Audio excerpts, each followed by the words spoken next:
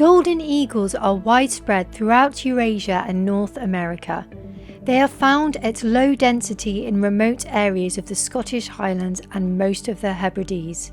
The enigmatic golden eagle disappeared from England and Wales in the 19th century due to severe persecution.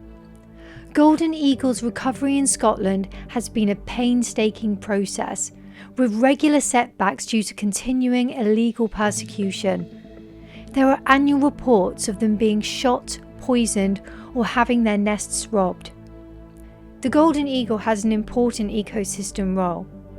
They impact the local populations of the animals that they prey on. They control pest populations.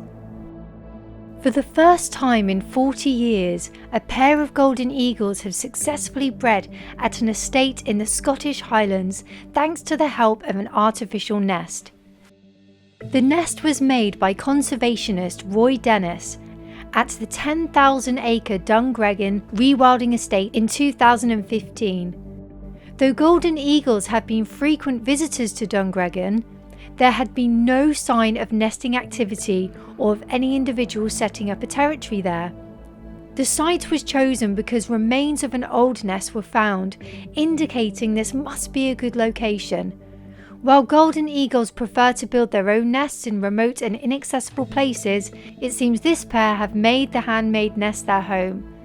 As golden eagles may use their nesting sites for generations, the hope is they will continue to use this site long term.